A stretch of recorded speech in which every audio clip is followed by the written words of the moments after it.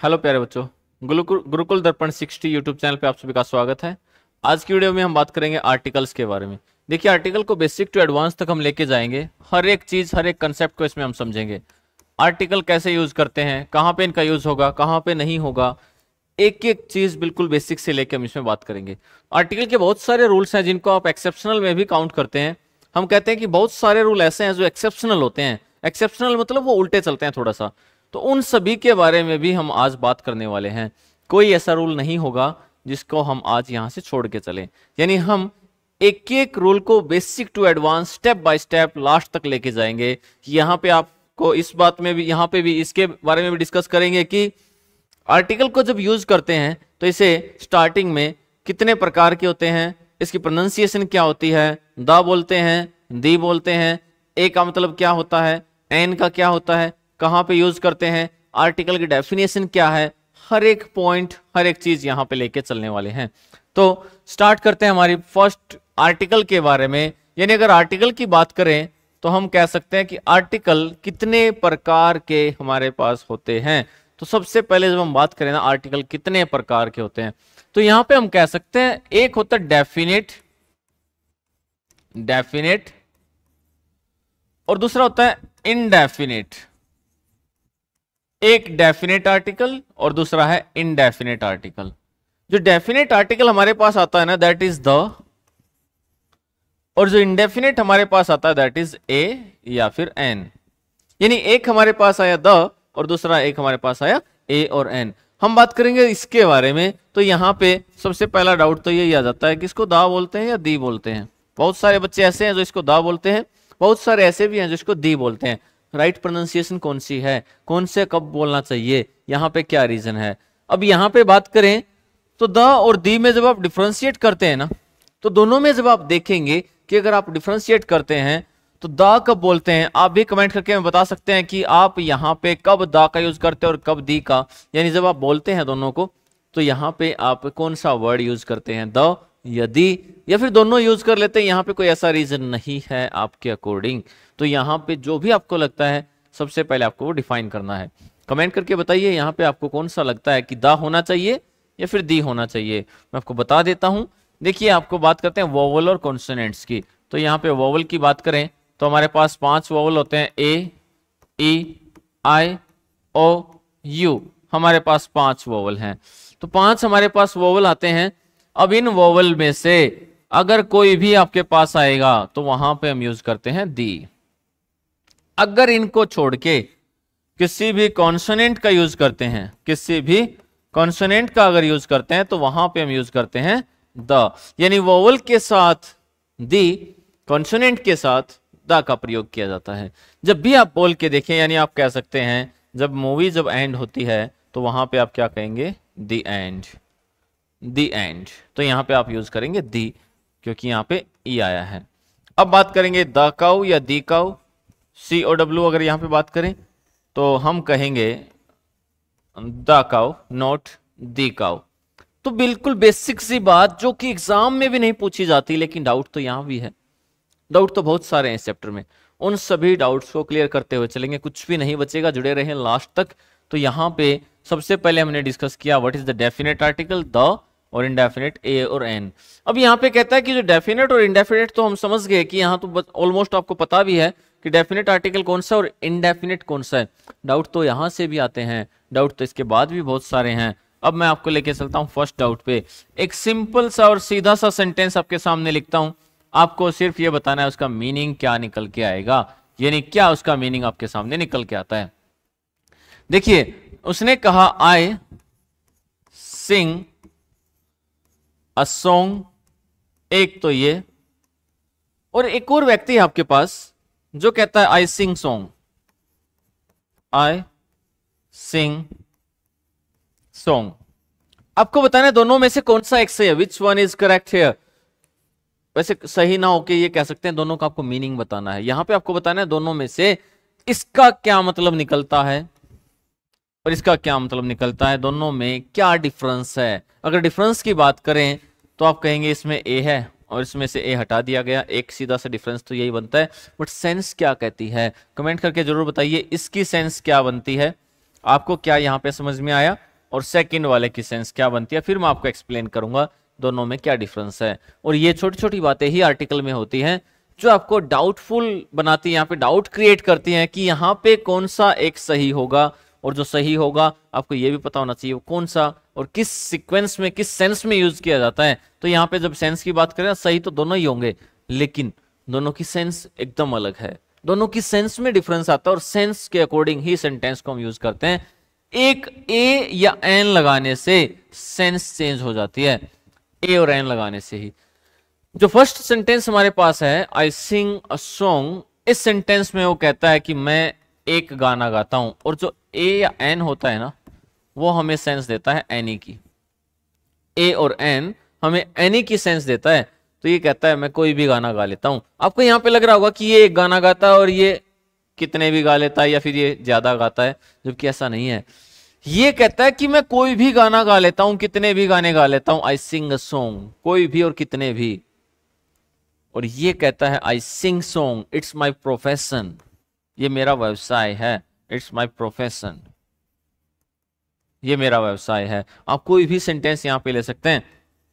I play a game, this is the first one. आप second ले सकते हैं, आई प्ले गेम। ऐसा नहीं है कि पहले वाला तो एक गेम खेलता है, दूसरे वाला एक से ज्यादा या कोई होगा, नहीं। पहले वाला कहता है मैं कोई भी एक गेम खेल लेता हूं, मेरा कोई ऐसा प्रोफेशन नहीं है, मैं टाइम पास के लिए खेल लेता हूं। मैं आज हॉकी, फुटबॉल, क्रिकेट कोई भी गेम खेल रहा हूं और कल मैं कोई और गेम खेल लूंगा, दैट्स माय चॉइस यहां पे। लेकिन इसमें कहता है कि आई प्ले गेम, ये कहता है मैं गेम खेलता हूं, इट्स माय प्रोफेशन। वो किसी एक गेम को यहाँ पे खेलता है, अपने प्रोफेशन को लेके चलता है। तो यहाँ पे ए और एन लगाने से और हटाने से सबसे पहला चेंज तो यही आता है। यानी आपको ध्यान रखना है कि अगर आप ए लगा देंगे या एन लगा देंगे या फिर हटा देंगे तो वहां पे क्या चेंज आने वाला है। इसके बाद थोड़ा सा और आगे बढ़ते हैं। अब कहता है प्लेस ऑफ आर्टिकल को हम समझेंगे सबसे पहले, प्लेस ऑफ आर्टिकल। और जो प्लेस ऑफ आर्टिकल है ना, ये आपको बताता है कि कौन सा आर्टिकल कब कहां पे प्लेस किया जाता है, कहां पे आर्टिकल लगाए और कहां पे ना लगाए, ये बड़ा इंपॉर्टेंट है। यहां पे बात करते हैं कहां पे आर्टिकल का यूज करना है और कहां पे आपको आर्टिकल का यूज नहीं करना है। सबसे पहले यहां से समझना पड़ेगा कि प्लेस ऑफ आर्टिकल क्या है। अगर ये नहीं समझ में आता, आर्टिकल समझ में ही नहीं आता है। ये नहीं, यहीं से तो आर्टिकल की शुरुआत होती है। हम क्या करते हैं, बेसिक कंसेप्ट को समझते नहीं और हम रटना स्टार्ट कर देते हैं। महासागरों के नाम के साथ दा का यूज करते हैं, तारों के साथ, सूर्य चंद्रमा तारों के साथ, पवित्र नदियों के नाम के साथ, ऐतिहासिक इमारतों के साथ, हिस्टोरिकल बिल्डिंग्स के साथ दा का यूज करते हैं। अरे वो तो पेपर में नहीं पूछे जाते हैं। पेपर में पूछे जाते हैं जो थोड़े से लिंक से हट के चलते हैं, जो थोड़े से एक्सेप्शनल के नाम से जाने जाते हैं। पेपर में तो उनकी बात होती है, फिर वहां पे फिर आपको डाउट आता है। तो ऐसे सेंटेंसेस को ही करके देखना है जहां पे आपको हम वो सारे एक्सेप्शनल लेके चलेंगे। एक सेंटेंस लिख के, एक टाइप लेके, और उसकी कम से कम 7 से 8 टाइप हम यहाँ पे कंप्लीट कर देंगे। अभी आपके सामने होंगे सारी चीजें और आपको स्टेप बाय स्टेप हर एक चीज यहाँ से याद भी होगी और समझ में भी आएगी। कोई डाउट यहाँ पे बचने वाला नहीं है। तो प्लेस ऑफ आर्टिकल की जब बात करें तो मैं आपको सबसे पहले यहाँ पे एक सेंटेंस लिख देता हूं। जब हम प्लेस ऑफ आर्टिकल की बात करते हैं तो यहां पे कह सकता है he is a boy. First sentence ये है। अब सेकंड में कहता है, फर्स्ट में कहा ही इज अ बॉय, अब सेकंड में कहता है he is a good boy. ठीक है, ये आपके सामने सेकंड सेंटेंस आया। एक फिर से कहता है थर्ड सेंटेंस में, और थर्ड में आपके सामने कहता है he is a very good boy. अब ये 3 सेंटेंसेस आपके सामने आए हैं। अब जब आप तीनों में से किसी भी सेंटेंस की बात करेंगे ना, तीनों में से किसी की भी जब आप बात करेंगे, he is a boy, he is a good boy, he is a very good boy, अगर मैं इस सेंटेंस से यहां से वेरी को छिपा लेता हूं ना तो ऊपर वाला सेम बन जाता है। अगर यहां से गुड को छिपा लेता हूं तो उससे ऊपर वाला सेम बन जाता है। लेकिन यहां पे कहते ये क्या है, तो आप कहेंगे ये तो एक नाउन है। The boy is a noun. Noun is the name of a person, place और ए थिंग। किसी व्यक्ति, वस्तु, स्थान का नाम नाउन है, तो ये यहाँ पे एक नाउन है।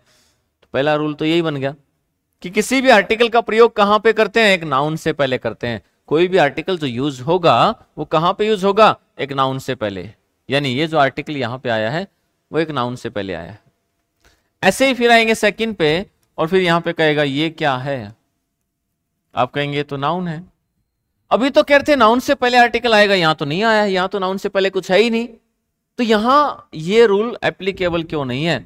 अब कहेगा यहां ये एडजेक्टिव भी है, तो सेकंड रूल क्या बना, अगर एक नाउन और एक एडजेक्टिव दोनों एक साथ यूज कर लिए जाएं तो आर्टिकल का यूज होगा दोनों से पहले। यानी एक बात तो आपको यहां पे समझ में आई कि आर्टिकल का यूज करते हैं एक नाउन से पहले। अगर एक नाउन के साथ एक आर्टिकल, एक नाउन के साथ एक एडजेक्टिव का यूज कर लिया जाए तो आर्टिकल का प्रयोग करते हैं दोनों से पहले, दोनों से पहले। चलो ये क्या है, आपने फिर से कहा दिस इज नाउन। फिर ये क्या है, आपने कहा दिस इज एडजेक्टिव। ऊपर वाले सेंटेंस में हम पढ़ चुके हैं, समझ चुके हैं। उसने कहा ये क्या है, आपने कहा दिस इज एडवर्ब। और अब ये क्या है, ये आया आपके पास आर्टिकल। तो यहां पे कहता है जब एक नाउन, एक एडजेक्टिव, एक एडवर्ब अगर तीनों एक साथ आए हैं, एक नाउन, एक एडजेक्टिव, एक एडवर्ब, अगर तीनों एक साथ आए तो आर्टिकल का यूज होगा तीनों से पहले। फिर तीनों से पहले यूज करते हैं जब एक नाउन आया हो, एक एडजेक्टिव आया हो, एक एडवर्ब आया हो, तो तीनों से पहले। ठीक है, इतनी बात भी आपको समझ में आ गई होगी, यहां तक इतनी बात भी क्लियर है। तो इसके बाद कहां डाउट बचता है, इसके बाद ही तो डाउट क्रिएट होता है। आपको यहां पे सेंटेंस देगा ही इज डैश ऑनेस्ट, और आपसे पूछेगा ए, एन, द और नन ऑफ द वो, यानी इन चारों में से आपका राइट आंसर क्या होगा। आप भी कमेंट करके यहां पे ये बताइए कि इन चारों में से आप यहां पे कौन सा, क्या आपका आंसर ए है या एन है या द है या फिर नन ऑफ द वो है। इन चारों में से जो भी आपको लगता है कि आपका राइट आंसर यहां पे कौन सा हो सकता है, आप यहां पे एक बार कमेंट करके जरूर बताएं।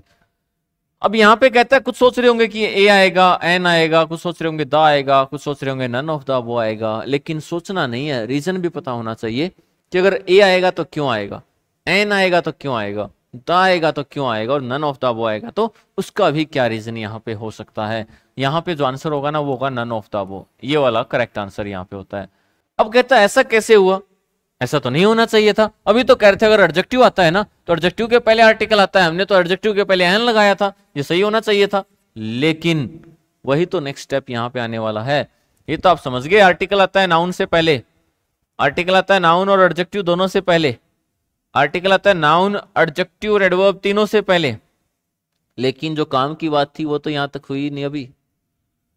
अगर नाउन हटा दिया जाए तो आर्टिकल हटा दिया जाता है, अगर नाउन हटा दिया जाए तो कौन हट जाता है, आर्टिकल हट जाता है। अगर यहां पे एक नाउन भी दिया गया हो, ऑनेस्ट के बाद मैन भी दिया गया हो, कोई नाउन भी दिया गया हो, तो फिर आएगा एन। अब तो एन सही है, लेकिन अगर मैन हटा दिया जाए तो एन भी हटा दिया जाएगा। जैसे ही नाउन को हटाओगे तो नाउन को हटाने के साथ ही आर्टिकल भी हटा दिया जाएगा। यानी जब तक साथ में नाउन है तब तक ए और एन आर्टिकल आप यूज कर रहे हैं। जैसे ही नाउन को हटाएंगे किसको हटा देंगे, आर्टिकल को हटा देंगे। तो यहां पे जो करेक्ट आंसर बना ये सिर्फ एक एडजेक्टिव था, और जब एक एडजेक्टिव आ जाए, जब सिर्फ एक एडजेक्टिव आ जाए, यहां पे आपका दिया गया आपका नाउन ना हो, तो वहां पे आप किसको हटा देंगे, सिर्फ रहेगा he is good. He is a good नहीं होगा, कभी नहीं होगा। अगर इतनी बात आपको समझ में आई है तो ये था आपका प्लेस ऑफ आर्टिकल। इसके बाद चैप्टर स्टार्ट होता है। हम तो चैप्टर को वैसे ही स्टार्ट कर देते हैं, चलो आर्टिकल पढ़ेंगे। आर्टिकल दो प्रकार के, बात कर रहे हैं दा के बारे में, और दा विशेष के साथ होता है और कॉमन के साथ ए और एन यूज कर लेते हैं, ऐसा करके और हम चैप्टर को निपटा देते हैं। ऐसे तो नहीं हो पाएगा। यहाँ पे अगर हम बात करें तो पूरी तरह से आपको उसे बेसिक कंसेप्ट के साथ हर एक चीज को समझना पड़ेगा। दा कब लगाएंगे, कब हटाएंगे, रीजन क्या है लगाने का भी, हटाने का भी, और हर एक बात आपको कंसेप्ट के साथ समझनी पड़ेगी। तो आते हैं हमारे फर्स्ट रूल पे। देखिए यहां तक अगर कोई भी डाउट है ना, आप कमेंट करके बता सकते हैं कि मुझे यहाँ पे ये चीज नहीं समझ में आई है। अगर कोई डाउट रहता है तो नेक्स्ट वीडियो में आपको उसको क्लियर कर देंगे, तो कोई भी डाउट यहाँ पे हम छोड़ने वाले नहीं हैं, हर एक कमेंट का यहाँ पे रिप्लाई मिलेगा। अब आते हैं फर्स्ट रूल पे।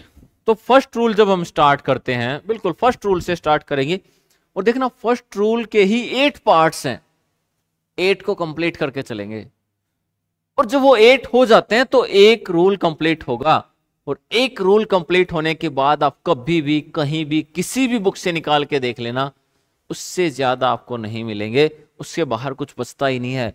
किसी भी प्रीवियस ईयर पेपर से कोई भी सेंटेंस उठा लेना, कहीं से कोई भी सेंटेंस ले आना, वो सारे यहां से इस एक रूल से सोल्व होंगे, इससे रिलेटेड जितने भी होंगे। यहां पे बात करते हैं वो फर्स्ट रूल ऐसा कौन सा है, तो कहता है किसी भी प्लेस से रिलेटेड। प्लेस का मतलब यहां पे क्या हुआ, प्लेस का मतलब यहां पे हो जाता है कोई भी कंट्री का नाम, किसी भी देश का नाम, वो भी एक प्लेस है, यानी किसी भी कंट्री का नाम। और यहां पे कहता है कि अब ये बताना है आपको, क्या कंट्री के नाम के साथ द का प्रयोग होगा या नहीं होगा। आपको यहां पे बताना है किसी भी नेम ऑफ द कंट्रीज के साथ द का प्रयोग करते हैं या नहीं करते हैं।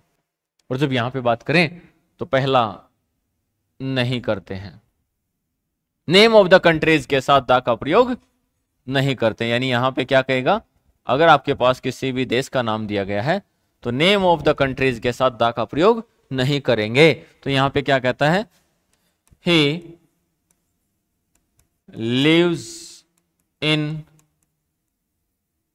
इंडिया, तो यहां पे नेम ऑफ द कंट्री के साथ द का प्रयोग नहीं करते। वो इंडिया में रहता है, वो चाइना में रहता है, वो पाकिस्तान में रहता है, किसी भी कंट्री में वो रहता है, नेम ऑफ द कंट्री के साथ द का प्रयोग नहीं करते हैं। तो यहां पे इंडिया से पहले द का यूज नहीं होगा। तो एक सीधी सी बात, नेम ऑफ द कंट्री के पहले द का यूज नहीं करते हैं, और हो सकता है आपको ये रूल पहले से आता हो। एक सिंपल सी बात थी। यहां पे आते हैं रूल नंबर 2 पे। अब रूल नंबर 2 आपको क्या कहता है, रूल नंबर 2 कहता है कि कंट्री तो चलो हम समझ गए हैं, किसी भी देश का नाम हो सकता है, लेकिन ऐसा भी तो हुआ है कई बार कि हमने कुछ कंट्रीज के नाम के साथ दा देखा तो है। बहुत बार ऐसा हुआ है कि आपने देखा है यूएसए के साथ आपने दा देखा है। तो यहां पे सेकंड रूल यही कहता है कि जो ग्रुप ऑफ कंट्रीज है ना, ग्रुप ऑफ कंट्रीज के साथ हमेशा दा का प्रयोग किया जाता है। जब भी ग्रुप ऑफ कंट्रीज की बात करेंगे उनके साथ हमेशा दा का प्रयोग किया जाता है। यानी यहां पे बात करें तो हम कह सकते हैं यूएसए, यूएसए नहीं तो यूके, यूके नहीं तो यूएसएसआर, नहीं तो यूएई, जो भी और जितने भी हमारे पास ग्रुप ऑफ कंट्रीज है ना, उनके साथ हम हमेशा दा का प्रयोग करते हैं। अब यहां पे कहेंगे ना, he lives in UK, he lives in USA, USSR, USSR तो भी नहीं है, पहले हुआ करता था रसिया, तो यहां पे अब टूट चुका है, तो ये ग्रुप ऑफ कंट्रीज अब नहीं है। लेकिन बात करें ग्रुप ऑफ कंट्रीज के साथ दा का प्रयोग जरूर करते हैं। आप यहां पे कोई भी एग्जांपल ले सकते हैं, he lives in the USA, तो दा के साथ आएगा। तो पहला हमने समझा कि किसी भी देश के नाम के साथ दा का प्रयोग नहीं करते हैं, और दूसरे में दा का प्रयोग जरूर करते हैं। कब, जब ग्रुप ऑफ कंट्रीज दिया गया हो। ठीक है, नेक्स्ट आते हैं रूल नंबर 3 पे। अब रूल नंबर 3 क्या कहता है, रूल नंबर 3 कहता है कि अब हमने समझा कि देश का और देश के बाहर ग्रुप्स के बारे में भी हमने बात कर ली है। अब थोड़ा सा और अगर आगे बढ़े तो यहां पे हम बात करेंगे किसी भी कॉन्टिनेंट यानी महाद्वीप के बारे में। किसी भी कॉन्टिनेंट यानी हम बात करेंगे किसी भी महाद्वीप के बारे में। अब कॉन्टिनेंट की अगर बात करें तो कॉन्टिनेंट के नाम के साथ दा का प्रयोग करते हैं या नहीं करते हैं, आप लोग बताइए। महाद्वीप यानी कॉन्टिनेंट के नाम के साथ दा का प्रयोग करते हैं या नहीं, तो यहां पे हम कहेंगे नहीं करते हैं। किसी भी कॉन्टिनेंट के साथ दा का प्रयोग नहीं किया जाता। हालांकि आप कहेंगे ये भी तो एक तरह से ग्रुप है, सॉरी, ये भी तो ग्रुप ऑफ कंट्रीज है, तो यहां भी तो होना चाहिए था। लेकिन ग्रुप ऑफ कंट्रीज तो यहां पे मान सकते हैं, लेकिन ये इनके जैसे ग्रुप ऑफ कंट्रीज नहीं है। आप बात करें यहां पे एशिया की, आप बात करें यहां पे अफ्रीका की, या किसी भी कॉन्टिनेंट की, तो उनके साथ दा का प्रयोग नहीं होगा। तो जब भी किसी कॉन्टिनेंट की बात करते हैं तो उनके साथ हम दा का प्रयोग नहीं करते हैं। It means he lives in Asia, he lives in Asia, तो इन द एशिया नहीं आएगा। देखिए पहले में हमने कहा था कि जब भी यूज करेंगे बिना दा के, दूसरे में हमने कहा हमेशा दा के साथ, और तीसरे में कह रहा है कि जब भी बात करेंगे बिना दा के। पहले में नहीं लगाया, दूसरे में लगाया, तीसरे में नहीं लगाया, फिर से चेंज हो जाएगा। यानी बहुत सारे रूल ऐसे हैं जो यहाँ पे बार बार चेंज होंगे। अब कहता है रूल नंबर 4 में, तो रूल नंबर 4 आपको क्या कहता है? रूल नंबर 4 फिर से कहता है कि हम तो सारे देशों के साथ लगा सकते हैं। यानी ये तो फिर से उल्टा हो गया। यानी जो पहला रूल था ना, अब ये फर्स्ट वाले को चेंज कर देता है और कहता है हम तो सभी के साथ लगा सकते हैं। ऐसे कैसे लगा सकते हो? ऐसा थोड़ी कि मन हुआ तो लगा दिया, नहीं तो छोड़ दिया। कोई तो रीजन होगा, रीजन भी है वो भी बताएंगे। तो कहता है किसी के साथ भी लगाने के लिए आपको क्या करना पड़ेगा? कहता है कुछ वर्ड्स हैं, वो वर्ड्स लो और इनमें से किसी के साथ भी जोड़ दो और लगा दो। कौन से वो वर्ड्स है? कहता है अगर आप किसी भी देश के नाम के साथ किंगडम, किंगडम नहीं तो रिपब्लिक,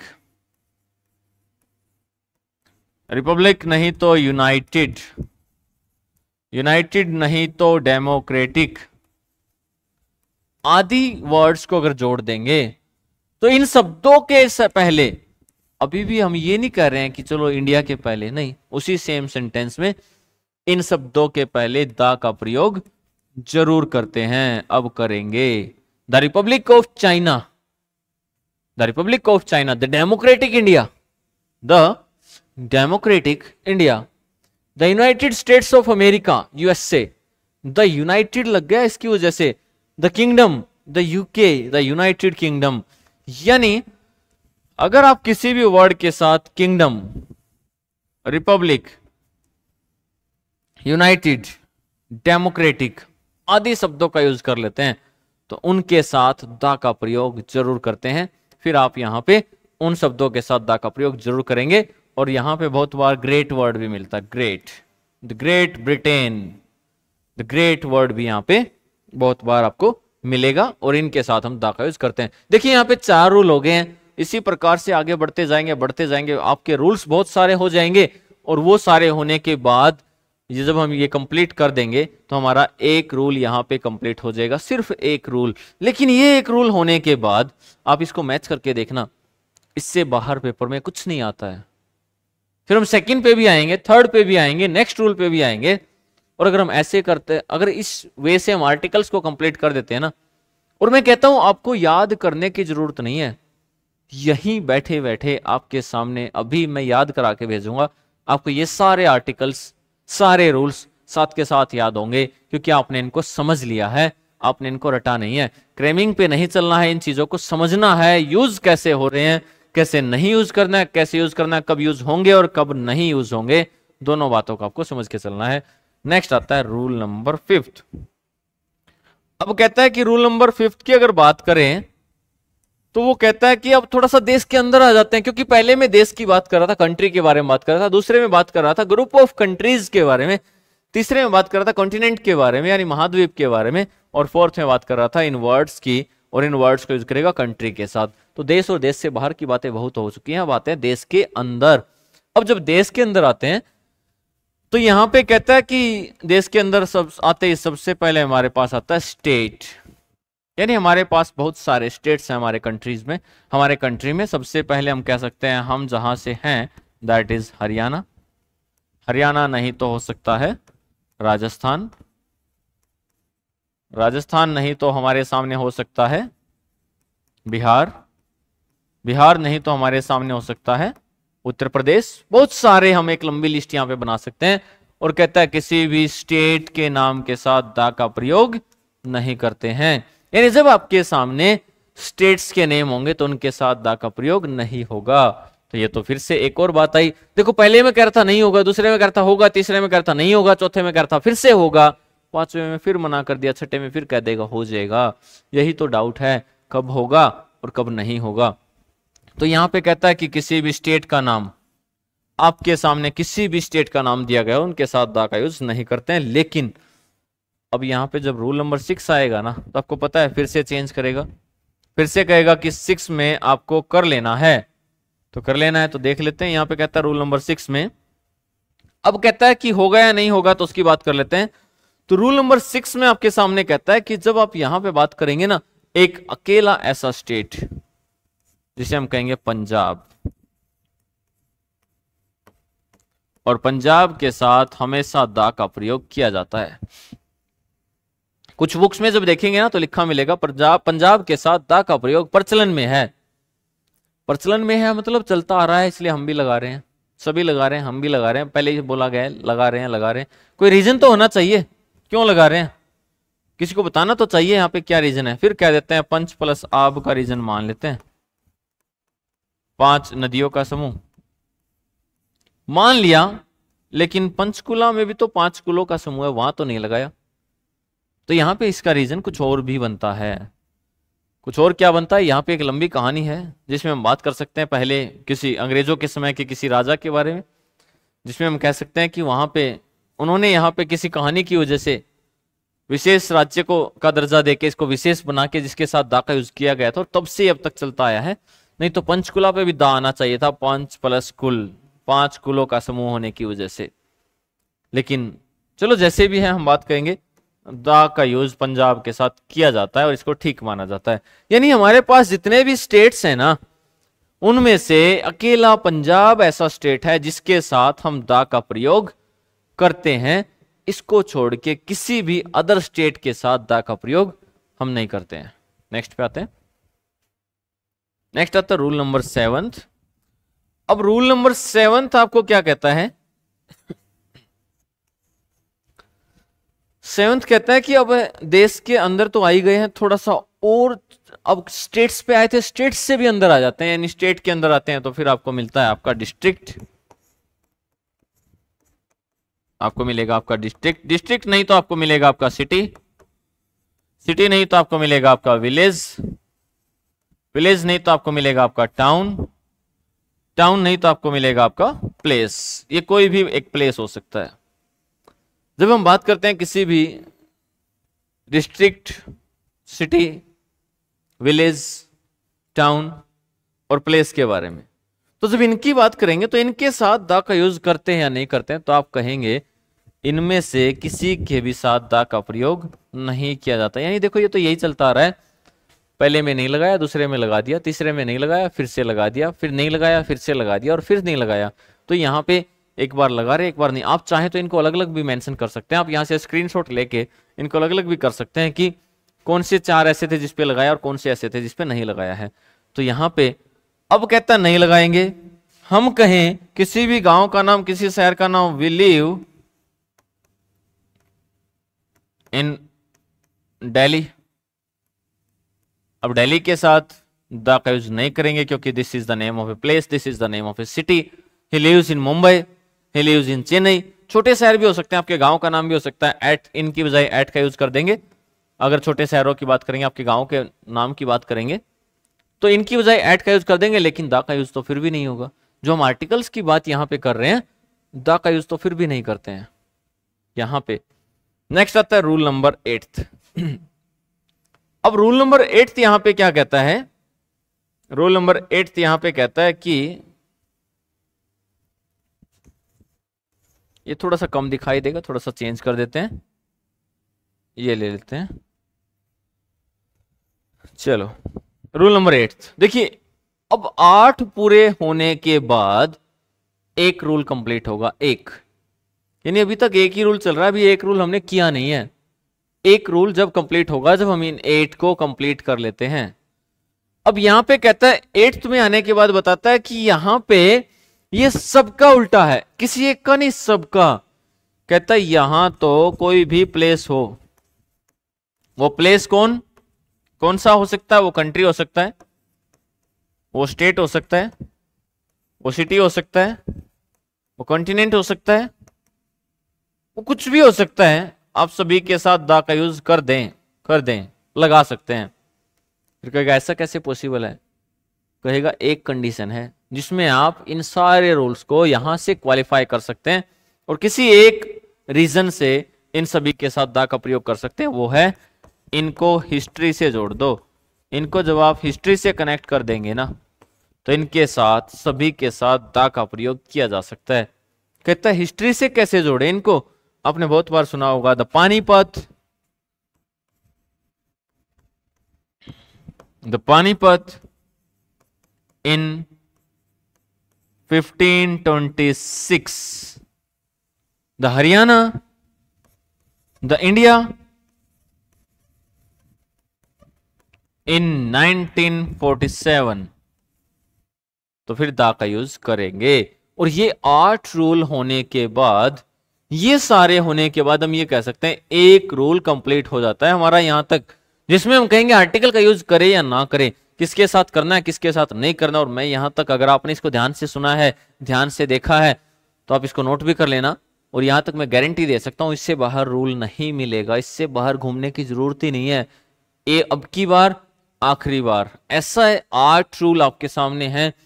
प्लेस से रिलेटेड, कंट्री से रिलेटेड, किसी भी स्थान से रिलेटेड, कॉन्टिनेंट हो सकता है, कोई भी हो सकता है। इनमें से इससे ज्यादा पेपर में नहीं पूछता है, इससे ज्यादा कुछ है ही नहीं, पूछेगा कहां से। अब किसी बुक को ओपन करो, ये 8 एक साथ आपको नहीं मिलते हैं, ऑलमोस्ट घुमा फिरा के 2-2 3-3 मिल जाते हैं, लेकिन आपको ये सारे के सारे एक ही प्लेस पे एक साथ नहीं मिलते हैं, जो कि एक मोस्ट इंपोर्टेंट पार्ट बन जाता है। और पहला रूल हमने यहाँ पे कंप्लीट किया, सिर्फ एक रूल यहाँ पे हमने कंप्लीट किया है। इसी प्रकार से हम और भी बहुत सारे रूल यहाँ पे करने वाले हैं आर्टिकल से रिलेटेड। लेकिन उससे पहले मुझे पता होना चाहिए आपको यहाँ पे समझ में आया नहीं आया, आपको यहाँ पे ये कैसे लगे, आपको यहाँ पे कितना समझ में आया, कितनी अंडरस्टैंडिंग आपको बनी है, और यहाँ पे आपको क्या डाउट आया है, क्या कोई आपको यहाँ पे डाउट भी है। जो भी आपको लगे और आपको कौन सा चैप्टर करना है, वो सारी चीजें आपको कमेंट करके यहाँ पे बतानी होंगी। अब यहाँ पे हम बात करते हैं, एक बार फिर से मैं पूरे को रिपीट कर देता हूँ, फिर नेक्स्ट पे आते हैं। यहाँ पे बात करते हैं किसी भी प्लेस के बारे में। और जब प्लेस की बात करता है तो प्लेस में कोई भी कंट्री हो सकता है, यानी किसी भी कंट्री के साथ दा का यूज करेंगे या नहीं करेंगे, वो कहेगा नहीं, कंट्री के साथ दा का यूज नहीं किया जाता है। ठीक है, कंट्री के साथ दा का यूज नहीं किया जाता है। चलो फिर दूसरे में कहता है, ये दूसरा इसका एकदम उल्टा है, ग्रुप ऑफ कंट्रीज के साथ दा का प्रयोग हमेशा करते हैं, ग्रुप ऑफ कंट्रीज के साथ। तीसरा, जितने भी कॉन्टिनेंट है ना, महाद्वीप के नाम के साथ, कॉन्टिनेंट के नाम के साथ दा का प्रयोग नहीं किया जाता है। लेकिन अगर किसी भी देश के नाम के साथ अगर इनमें से कोई वर्ड जोड़ दिया जाए, किंगडम, रिपब्लिक, यूनाइटेड, डेमोक्रेटिक आदि शब्द जोड़ दिया जाए, तो उनके साथ दा का प्रयोग जरूर करते हैं, और ग्रेट भी इन्हीं में है। और अगर किसी भी स्टेट की बात करें तो स्टेट्स के नाम के साथ दा का प्रयोग नहीं करते हैं। लेकिन स्टेट्स में आप कह सकते हैं हरियाणा, पंजाब, राजस्थान, महाराष्ट्र या कोई भी, लेकिन यहाँ पे पंजाब को हटा देंगे क्योंकि पंजाब एक्सेप्शनल में है। और नेक्स्ट रूल कहता है पंजाब के साथ दा का प्रयोग जरूर करते हैं। यहाँ पे रीजन मानते हैं मोस्टली पंचकुला साहब, मैंने आपको बता भी दिया है। तो यहाँ पे पंजाब के साथ दा का प्रयोग किया जाता है। इसके बाद नेक्स्ट आता है, आप अंदर आए, अब देश के अंदर, स्टेट में आए, स्टेट के भी अंदर यहाँ पे आते हैं, तो आप कह सकते हैं किसी डिस्ट्रिक्ट, किसी सिटी, विलेज, टाउन, प्लेस, आपके गांव, आपके शहर, आपके कस्बे, आपके कॉलोनी के नाम के साथ दा का यूज करते हैं या नहीं। यहाँ पे कहेगा नहीं करते हैं। ठीक है, नहीं करते हैं तो ठीक है, मान लिया। We live in Delhi, direct use किया। किसी भी सिटी का नाम, आपके गांव का नाम, आप अपने गांव, कस्बे, कॉलोनी का नाम भी यहाँ पे मेंशन कर सकते हैं, तो वहां पे यूज नहीं होगा। अब कहता है लास्ट वाले में, हम अब लास्ट वाले में पिछले सारे रूल्स को उल्टा कर देंगे, सारों को चेंज कर देंगे। इसमें क्या कहता है, किसी प्लेस का नाम, किसी कंट्री का नाम, किसी स्टेट का नाम, सिटी का नाम, कॉन्टिनेंट का नाम, किसी भी प्लेस का नाम अगर यूज कर लें तो हम उनमें से सबके साथ दा यूज कर सकते हैं। लेकिन कंडीशन एक है कि उनको किससे जोड़ा जाना चाहिए, हिस्ट्री से, यानी इतिहास से जोड़ना चाहिए। जब आप उसको हिस्ट्री से कनेक्ट कर देंगे तो उसके साथ दा का प्रयोग कर लिया जाता है। तो यहां तक आपका यहां तक एक रूल कंप्लीट हो जाता है। और अगर आपको ये एक रूल अच्छे से समझ में आया है, इसी पैटर्न से याद नहीं करना है। अब मैं गारंटी देता हूं आपको ये एक रूल यहां तक समझ में आ गया होगा, और समझ में आने के बाद अपने आप आपको फील होगा कि ये लर्न भी हो चुका है। तो लर्न करने की जरूरत नहीं है, अगर समझ में आ जाता है तो हम आर्टिकल को इसी प्रकार से समझेंगे, जिसमें हम 40 से 50 ऐसे एक्सेप्शनल रूल्स करेंगे जो मोस्टली आपको एग्जाम में परेशान करते हैं। आप किसी भी एग्जाम में जब बैठेंगे ना, इस पैटर्न से जब आप करके जाएंगे, एक एक पॉइंट टू पॉइंट जब आप उस रूल को करके चलेंगे, तो आपको किसी भी प्रकार की कोई भी प्रॉब्लम नहीं आने वाली है। फिर भी प्रॉब्लम आती है तो हम बैठे हैं उसके सॉल्यूशन के लिए। तो किसी भी प्रकार के डाउट्स के लिए कमेंट करके बताएं, और इसी प्रकार के नेक्स्ट रूल के लिए फिर से वीडियो लेके आएंगे, जिसमें होंगे हमारे पास वीडियो सेकंड में second rule, third rule, fourth rule. ये हमारे पास था, सिर्फ एक ही रूल अभी तक हमने बात की है। तो जुड़े रहे हमारे यूट्यूब चैनल से। Thank you. नेक्स्ट वीडियो में फिर से लेके आएंगे, कमेंट करके जरूर बताएं कि आपको कहां तक कितना क्या समझ में आया है। Thanks a lot.